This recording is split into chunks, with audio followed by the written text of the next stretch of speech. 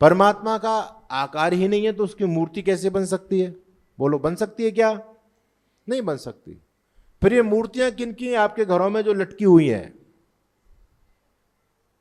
किसकी है? ये मूर्ति ईश्वर की नहीं है, ये मूर्ति भगवान के भक्तों की है, ईश्वर के भक्तों की। ईश्वर की मूर्ति हो ही नहीं सकती, वो तो निराकार है। और देखो एक बात मैं आपको और बताऊं, बड़ी मजेदार बात बता रहा हूं आपको। आपको अपने घर में मूर्ति रखनी चाहिए नहीं रखनी चाहिए? बोलो। वैसे विवादास्पद विषय मैंने उठा लिया है, बहुत से लोग मेरे खिलाफ हो सकते हैं बाद में।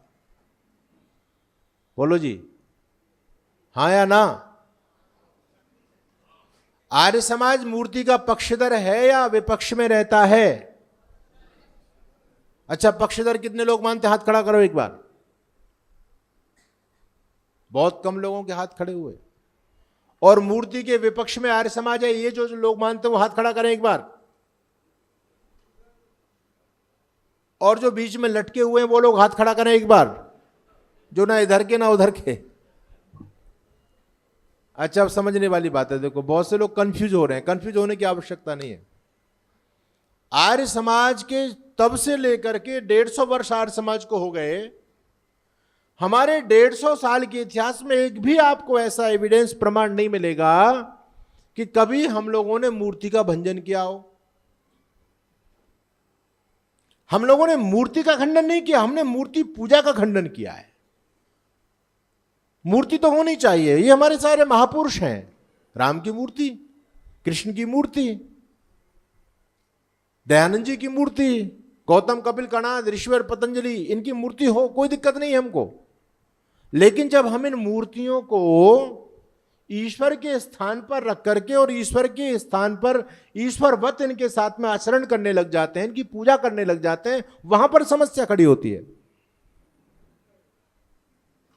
तो समझने वाली बात है। एक आपको रोचक मैं बात बताऊं, हमारे आर्य समाज के बहुत बड़े विद्वान थे। एक जगह शास्त्रार्थ चल रहा था। एक व्यक्ति ने कहा कि आप, मैं नाम नहीं लूंगा, बड़े सम्मानित व्यक्ति थे, कभी कभी बड़े लोगों से भी भूलें हो जाती हैं। उन्होंने कहा कि आप लोग मूर्ति पूजा का खंडन करते हैं, मूर्ति का खंडन करते हैं। एक पौराणिक व्यक्ति ने कहा। उन्होंने कहा हाँ हम करते हैं। तो उन्होंने कहा क्या आप दयानंद की मूर्ति पर जूते मार सकते हो? उस विद्वान ने कहा हाँ मार सकते हैं। बोले मारो। महर्षि दयानंद जी का चित्र दे दिया और उस विद्वान ने महर्षि दयानंद जी के चित्र पर जूते मार दिए। जूते मार दिए, बात समाप्त हो गई। बाद में उस विद्वान को बड़ी ग्लानि हुई। उसने सोचा, तब तो उन्होंने सोचा कि मेरा सिद्धांत कट जाएगा, इसलिए ज्यादा चिंतन नहीं किया, विचारा नहीं। यही बात एक आर्य समाज के दूसरे विद्वान के सामने आई। उन्होंने कहा आप लोग मूर्ति का खंडन करते तो क्या दयानंद के चित्र में जूते मार दोगे? उन्होंने क्या गजब का उत्तर दिया। उन्होंने कहा मूर्ति में जूते मारना भी मूर्खता और मूर्ति की पूजा करना भी मूर्खता, दोनों ही मूर्खता है। अगर हम मूर्ति में जूते मारे ये भी मूर्खता है, और मूर्ति को ईश्वर मान करके पूजा करें, दोनों मूर्खता का ही काम है। मूर्ति मूर्ति के स्थान पर होनी चाहिए। मूर्ति का महत्व जितना होना चाहिए उतना ही होना चाहिए। हम मूर्ति को ईश्वर मान करके पूजने ना लग जाएं, क्योंकि मूर्ति ईश्वर नहीं हो सकती। जितनी मूर्तियां हैं ये सभी आकारवान लोगों की हैं, उनको देख करके तो मूर्ति बनाई। राम ऐसे थे, कृष्ण ऐसे थे, लोगों ने मूर्ति की कल्पना कर दी। लेकिन ईश्वर कैसा है? निराकार है। उसका जब कोई आकार ही नहीं है तो फिर उसको आकार में आप बांध कैसे सकते हो? भाई चिंतन करने की आवश्यकता है। अपने जो वैदिक सिद्धांत हैं, महर्षि दयानंद जो डंके की चोट पर बात कह करके गए, दुनिया में एक भी बंदा, ये मूर्ख लोग, चाहे रामभद्राचार्य हो, चाहे आपका ये निश्चलानंद हो, ये केवल अपनी गुफाओं में बैठ करके गुरगुराते रहते हैं। अरे आओ ना, तुम शास्त्रार्थ क्यों नहीं करते? ऋषि दयानंद के अनुयायियों से आओ, खुला चैलेंज देते हैं हम मंच से। कोई भी शास्त्रार्थ के लिए नहीं आ सकता, दम नहीं है। महर्षि दयानंद जो बात कह के चले गए वो अकाट्य बात है, उसको काट नहीं सकता कोई माई का लाल, क्योंकि वो बात महर्षि दयानंद की अपनी नहीं है। वो महर्षि दयानंद का अपना चिंतन नहीं है, अपने दिमाग की उपज नहीं है, वो वेद की बात है। महर्षि दयानंद वेद की मूर्त रूप थे, वेद के। उन्होंने जो कुछ बोला वो वेद की बात बोली, और वेद में ईश्वर की बात है। तो महर्षि दयानंद ने जो कुछ भी बोला वो ईश्वरीय वचन बोला, इसलिए दुनिया में आज तक कोई आर्य समाज को हरा नहीं पाया। आज तक आर्य समाज का नाम सुनते ही पौराणिक पाखंडी विधर्मी लोग छूमंतर हो जाते हैं, मैदान छोड़ के भाग जाते हैं, क्योंकि जानते हैं कि इनके पास जो नॉलेज है वो ट्रू नॉलेज है, वो वैदिक नॉलेज है, इनका कोई मुकाबला नहीं हो सकता। तो मूर्ति पूजा बार बार हम पर ये उंगली उठाई जाती है पौराणिक लोगों के द्वारा कि ये मूर्ति पूजा का विरोध करते हैं, मूर्ति पूजा का विरोध करते हैं। इन मूर्ख लोगों को ये जानकारी होनी चाहिए कि मूर्ति पूजा तो कहीं हमारे धर्म में थी ही नहीं, और मूर्ति पूजा का विरोध केवल महर्षि दयानंद सरस्वती ने नहीं किया, बल्कि जितने महापुरुष हुए सबने मूर्ति पूजा का विरोध किया है। मुझे तुम कोई ऐसा महापुरुष तो बताओ जिसने मूर्ति पूजा का मंडन किया हो। सबने मूर्ति पूजा का खंडन किया है। कबीर दास जी का नाम आप सभी जानते हैं, बहुत अच्छे समाज सुधारक व्यक्ति थे। कबीर दास जी ने क्या बोला मूर्ति पूजा के बारे में? पत्थर पूजे हरि मिले तो मैं पूजूं पहाड़। अच्छा, इससे बड़ा कोई मूर्ति पूजा पर प्रहार हो सकता है क्या? हो सकता है। लेकिन कोई ये नहीं कहता कि कबीरदास जी मूर्ति पूजा का खंडन करते थे। सबको दयानंद चुभता है, दयानंद थे जी मूर्ति पूजा को खंडन करते थे। नानक देव जी ने कहा जो पत्थर को माने देवा उसकी व्यर्थ गई सब सेवा। नानक देव जी ने, शंकराचार्य जी ने मूर्ति पूजा का खंडन किया, दादू जी ने मूर्ति पूजा का खंडन किया, कबीरदास जी ने मूर्ति पूजा का खंडन किया, स्वामी विवेकानंद ने खुद मूर्ति पूजा का खंडन किया है। ये बात अलग है कि वो जीवन भर काली की पूजा करते रहे, लेकिन सिद्धांत की जब बात आई तो विवेकानंद को लिखना पड़ा अपने लिटरेचर में कि मूर्ति पूजा करना बाल बुद्धि का काम है, विद्वानों का काम नहीं है। हर व्यक्ति ने मूर्ति पूजा का विरोध किया। ये मूर्ति तो थी नहीं हमारे यहाँ, ईश्वर तो निराकार है। आज भी आप जब ध्यान करने जाते हो ना, ध्यान करते हो, आज सुबह एक सज्जन बैठे थे, वो कह रहे थे मैं विपश्यना में गया। जब ध्यान करते हैं तो जो भी ध्यान की जितनी भी पैथियां समाज में चल रही हैं, वो कोई मूर्ति का ध्यान नहीं करते, वो उस चेतन तत्व का स्मरण करते हैं, उनका ध्यान करते हैं। निराकार तत्व है तो ईश्वर निराकार है। महर्षि दयानंद ने दूसरी बात क्या कही? निराकार सपर्यागा शुक्रमकायम अवृणम अस्नाविरम शुद्धम पाप विद्धम। यजुर्वेद का पुरुष सूक्त का मंत्र है ये। इसका मतलब क्या होता है? सपर्यागात, वो परमात्मा सब जगह पहुंचा हुआ है। वेद तो ये कह रहा है कि परमात्मा सब जगह पहुंचा हुआ है। अच्छा, समझने वाली बात यह है, जब परमात्मा ऑलरेडी सब जगह विद्यमान है तो क्या परमात्मा का अवतार हो सकता है क्या? अवतार का मतलब क्या होता है? अवतार का मतलब होता है अवतरण, उतरना। अवतार का मतलब उतरना, अवतरण होना। उतरना कहां से? कहीं से उतरेगा आदमी, तो उतरेगा वहां जहां पहले से ना होगा, तभी तो अवतार होगा। और अब यहां आ गया तो जहां से आया वहां नहीं रहेगा ईश्वर। तो ईश्वर को अवतार मानना ये बाल बुद्धि का काम है। परमात्मा कभी अवतार नहीं लेता, ये वेद का सिद्धांत है। लेकिन हमारे इन पाखंडी लोगों ने इस वेद की सिद्धांत की अवमानना की। अकेले महर्षि दयानंद जी महाराज कहते रहे गलत है, ईश्वर का अवतार नहीं होता, लेकिन ये पाखंडी ईश्वर के अवतार की बात करने लग गए। और एक वेद के सिद्धांत की अवमानना होने का कारण देखो कि आज समाज में हजारों भगवान और भगवानियां पैदा हो गए। हो गया नहीं हो गए? ये जो अभी एक महीने पहले हाथरस उत्तर प्रदेश में आपने नाम सुना होगा ना, क्या नाम था उसका? साकार हरि, सूरजपाल। अच्छा, ये इस घटना से पहले आपने उसका नाम सुना था क्या? बोलो, किसी ने नहीं सुना। लेकिन सूरजपाल को आप हल्के में मत लीजिए। आपने नाम भले नहीं सुना हो, लाखों करोड़ों लोगों ने नाम भले नहीं सुना हो, लेकिन फिर भी उसके लाखों फॉलोवर हैं। ऐसे सूरजपाल जैसे हजारों भगवान इस देश में पैदा हो गए। और ना केवल सूरजपाल हैं, अनेक महिलाएं घूम रही हैं जो खुद अपने आप को ईश्वर का अवतार बता रही हैं। तो इन पाखंडी लोगों ने जानबूझ करके वेद की सिद्धांत की अवमानना की, जिसके चलते ये अपने आप को खुद अवतार घोषित कर पाए। अगर वेद के सिद्धांत को मानेंगे तो फिर अवतारवाद की तो मना हो जाती है, अवतार तो होता ही नहीं है। और जब अवतार नहीं होता तो ये अपने आप को ईश्वर कैसे ठहरा सकते हैं समाज के अंदर? तो इन पाखंडी धूर्त कुटिल लोगों ने वेद के सिद्धांत की अवमानना की और वेद में अवतारवाद की बात कही। वेद में है नहीं कहीं पर भी अवतारवाद, वेद में कहीं पर भी मूर्ति पूजा है नहीं। ये सब वेद के विरुद्ध मान्यताएं समाज में चली, और जब वेद के विरुद्ध उन्होंने मान्यताएं समाज में प्रचारित की कि भगवान का अवतार होता है, जब जब होए धर्म की हानि, बाढ़ी असुर अधम अभिमानी, तब तब धरे प्रभु विविध शरीरा, हरे कृपा निधि सज्जन पीरा, यदा यदाई धर्मस्य ग्लानिर्भवति भारत अभ्युत्थानम धर्मस्य तदात्मानं सृजाम्यहं परित्राणाय साधूनां विनाशाय च दुष्कृताम धर्म संस्थापनार्थाय संभवामि युगे युगे। ये गीता के 2 श्लोक और गोस्वामी तुलसीदास के गपोड़े, जब जब हो धर्म की हानि, बाढ़ी असुर अधम अभिमानी, इन दोनों चीजों को लोगों ने प्रामाणिक मान लिया और अपने आप को ईश्वर का अवतार घोषित कर दिया। बहुत सारे अवतार तो आज जेल में दंड पेल रहे हैं। रामपाल अपने आप को छोटा मोटा ईश्वर नहीं मानता, वो बहुत बड़ा पावरफुल भगवान है, लेकिन वो जेल में दंड पेल रहा है। एक अभी जमानत पर आया हुआ है सरकार की कृपा से, राम रहीम, और एक भगवान तो आपके जोधपुर में, आपके पड़ोस में पड़े हुए हैं, कई सालों से पड़े हुए हैं। ये तो भगवानों की दुर्गति हो रही है इस देश में।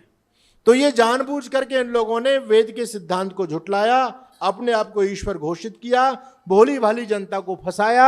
महर्षि दयानंद ने आकर के आपके दिमाग की घंटी बजाई, अरे कहां जा रहे हो भाई, सोचो, ये पाखंडी आपको ठग रहे हैं। तो महर्षि दयानंद कहते हैं सपर्यागात शुक्रमकायम अव्रणम, वेद की बात महर्षि कहते हैं। वो परमात्मा सब जगह पहुंचा हुआ है, दुनिया में कोई ऐसा स्थान नहीं है जहां पर ईश्वर ना हो, इसलिए कहीं जाने की आपको आवश्यकता नहीं। अच्छा एक बात बताओ, जो चीज हर जगह हो उस चीज को कहीं स्थान विशेष पर खोजने के लिए जाना मूर्खता है या बुद्धिमत्ता है? बोलो जी, मूर्खता है बुद्धिमत्ता? मूर्खता है। भगवान हर जगह है या नहीं? ईश्वर सब जगह है या नहीं? तो उस ईश्वर को किसी स्थान विशेष पर जाना पूजने के लिए, उसको खोज करने के लिए जाना मूर्खता का काम है या नहीं? इसलिए कहीं जाने की आवश्यकता नहीं है। ईश्वर सर्वभूतेषु हृदय देशे अर्जुन तिष्ठति। जो पौराणिक भाई बंधु भगवान कृष्ण को ईश्वर का अवतार घोषित करते हैं, चलो हमने उनकी बात मान ली भाई, अभ्युपगम सिद्धांत से हम तो अवतारवाद का खंडन करते हैं, अवतारवाद होता ही नहीं है। लेकिन हमारे पौराणिक बंधु कहते हैं कृष्ण भी भगवान के ईश्वर के अवतार थे, राम भी अवतार थे, पता नहीं किन किन को उन्होंने अवतार मान लिया।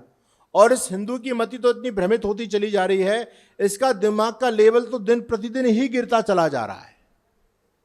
आप समाज में भिन्नता देखें, पहले हनुमान जी होते थे, पूंछ वाले हनुमान जी, अब तो खड़े हनुमान जी हो गए, कहीं पड़े हनुमान जी हैं, कहीं पंचमुखी हनुमान जी हैं, है ना? आप देखेंगे आपके जोधपुर में मिल जाएंगे, कहीं दक्षिण मुखी हनुमान जी हैं।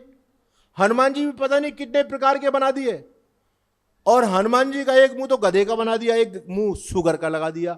पंचमुखी हनुमान, हनुमान जी की 5 मुंह। अरे पुराने पूर्वजों ने हनुमान बनाया, हनुमान जी का खंडन नहीं करे, वो हमारे महापुरुष हैं, आदरणीय हम लोगों के लिए। लेकिन पहले हनुमान जी ऐसे नहीं, तो अब देखो विकृतियां प्रारंभ ही होती चली जा रही हैं। कैसी कैसी बातें धर्म के नाम पर समाज में चल रही हैं, कोई सोचने के लिए तैयार नहीं था। आज से 20-25 साल पहले कोई कावड़ लेने जाया करता था क्या? आजकल तो कावड़ लाना बड़ा धर्म का काम बन गया, उसको बड़ा धर्मात्मा माना जाता है। आज से 25 साल पहले कोई नहीं जाता था। तो क्या पुराने पूर्वज हमारे अधर्मात्मा थे? वो धर्म करना नहीं जानते थे क्या? सब कुछ जानते थे। जानबूझ करके धर्म के नाम पर बिजनेस फैलाया जा रहा है समाज में।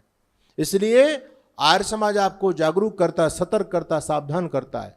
इन पाखंडियों की चाल से बचना है। वैदिक सिद्धांतों पर अपनी आस्था रखिए, विश्वास रखिए।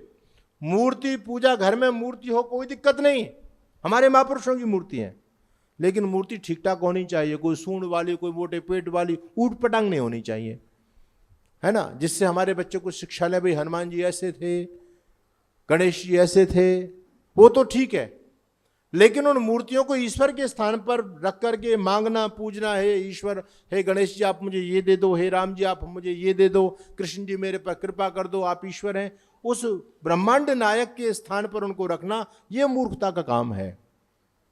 तो सज्जनों, मेरा निवेदन, महर्षि दयानंद वेद का हवाला देते हुए कहते हैं, सपर्यगात शुक्रम अकायम, वो परमात्मा अकाय है, अस्नाविरम शुद्धम अपाप विद्धम, नस नाड़ियों के बंधन से मुक्त है। इसका मतलब वो कभी गर्भाशय में नहीं आता। नस नाड़ी उसी के होंगे जिसको शरीर में आना पड़ेगा। तो असनाविरम नसनाड़ियों से रहित है, जरावस्था से रहित है। परमात्मा का कभी जन्म नहीं होता, जन्म नहीं होगा तो उसका मरण भी नहीं होगा। वो परमात्मा सर्वव्यापक है। परमात्मा सर्वव्यापक है, इसलिए परमात्मा न्यायकारी भी है। और यदि आप परमात्मा को एक जगह बिठा दोगे तो परमात्मा कभी न्यायकारी नहीं हो सकता, क्योंकि परमात्मा तो आपके मंदिर के अंदर है। अब बाहर क्या हो रहा है उस परमात्मा को क्या पता। तो ये सारा का सारा पाखंड ईश्वर के नाम पर समाज में चल रहा है। तो महर्षि दयानंद सरस्वती कहते हैं ईश्वर सच्चिदानंद स्वरूप निराकार सर्वशक्तिमान। सर्वशक्तिमान का मतलब समझते हैं आप लोग? सर्वशक्तिमान किसे कहते हैं? सर्वशक्तिमान का मतलब ये नहीं कि ईश्वर की इच्छा हो, जो चाहे वो कर दे, ऐसा नहीं है। सर्वशक्तिमान का मतलब है अपने कार्य करने में परमात्मा को किसी के सहयोग की आवश्यकता नहीं पड़ती। परमात्मा ने गंगा बनाई, यमुना बनाई, सरस्वती आदि नदियां बनाई, क्या किसी इंजीनियर की, क्या जेसीबी की मदद ली? परमात्मा ने सूर्य बनाया, इतना बड़ा भारी, इतना बड़ा ग्रह, क्या आप लोग हेल्प करने के लिए गए? तो सर्वशक्तिमान का मतलब है जो अपने कार्यों में किसी की मदद ना ले, वो सर्वशक्तिमान। सर्वशक्तिमान का अर्थ ये नहीं होता कि जो चाहे वो कर दे, ऐसा नहीं हो सकता। परमात्मा की अपनी मर्यादाएं हैं, परमात्मा के अपने नियम हैं। परमात्मा कभी भी अपने नियमों को नहीं तोड़ते। अगर परमात्मा अपना नियम तोड़ दे तो क्या संसार चल पाएगा? कदापि नहीं चल सकता। तो परमात्मा कभी भी अपना नियम तोड़ करके शरीर में नहीं आ सकता। उसके जो अपने कार्य हैं उन कार्यों को ईश्वर करते हैं। इसलिए ऋषि दयानंद कहते हैं सर्वशक्तिमान न्यायकारी। ईश्वर न्यायकारी है।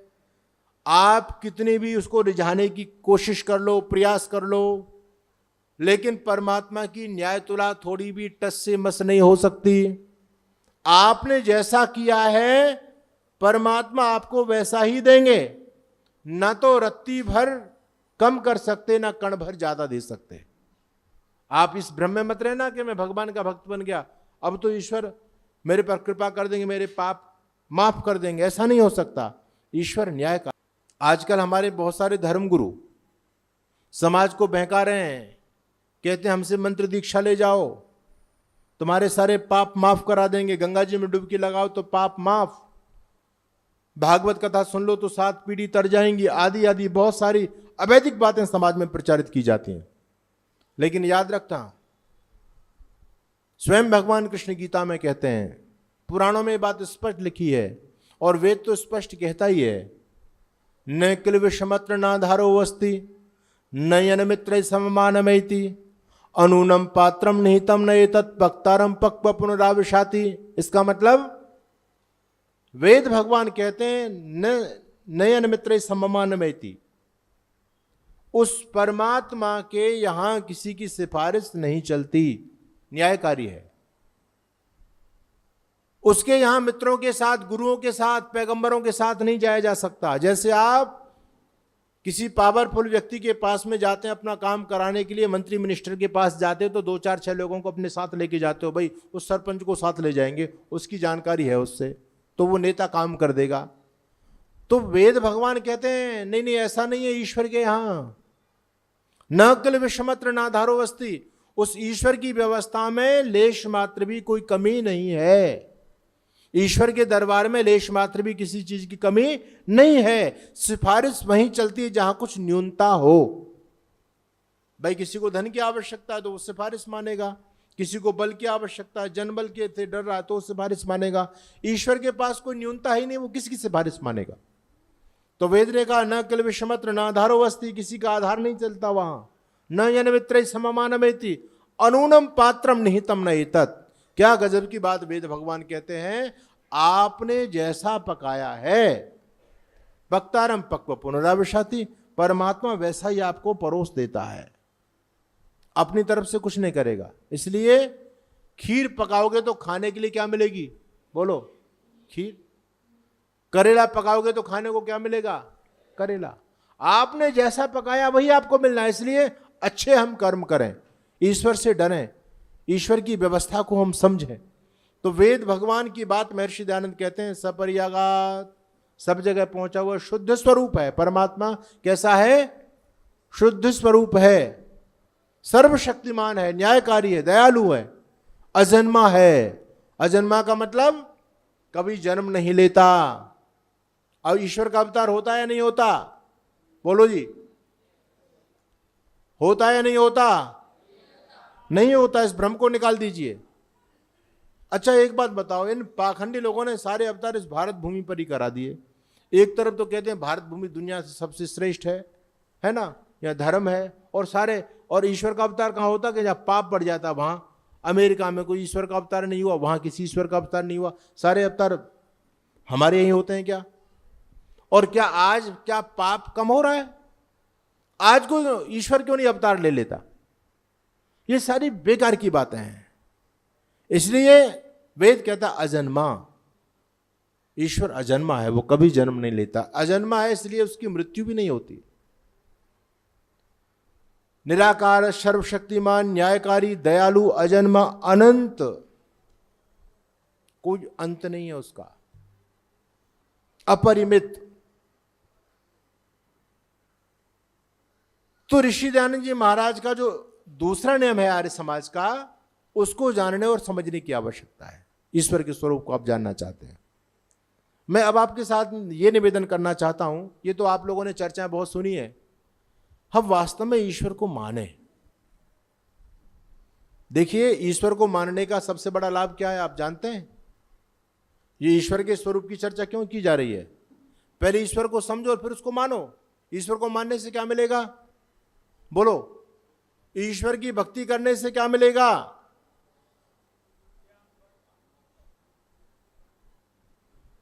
नौकरी, आपका प्लाट मिल जाएगा, आपको बेटे की शादी हो जाएगी, हाँ या ना?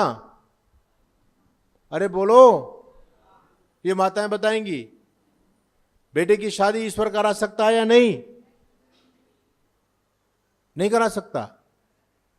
अभी तो माताएं उलझी पड़ी है, कुछ कह रही हाँ करा सकता है, कुछ कह रही नहीं करा सकता। देखिए, समझने वाली बात है। तो यदि ईश्वर की पूजा करने से बेटे की शादी हो जाए तो जितने नाचते के इनके तो सारे के सारे बेटे कुंवारे रह जाएंगे। ये तो ईश्वर को मानते ही नहीं। अगर ईश्वर की पूजा करने से नौकरी लग जाए तो लोग ईश्वर को जो नहीं मानते उनकी तो नौकरी लगनी नहीं चाहिए। अगर ईश्वर की पूजा करने से तुम्हारी कोठी बंगले गाड़ी घोड़े खड़े हो जाए तुम्हारे सामने आकर के, तो जो नास्तिक लोग हैं उनके पास तो ये चीज नहीं होनी चाहिए। चीन बड़ा नास्तिक देश है, ईश्वर को नहीं मानता, लेकिन वो आपसे आगे है, उनके पास में गाड़ी घोड़े बंगले सब आपसे ज्यादा है। तो ईश्वर को इसलिए नहीं माना जाता। बहुत गंभीर बात मैं आपके सामने रख रहा हूं, समझने का प्रयास करो, पकड़ने का प्रयास करो। ईश्वर को माने क्यों? ईश्वर को मानने से क्या मिलेगा?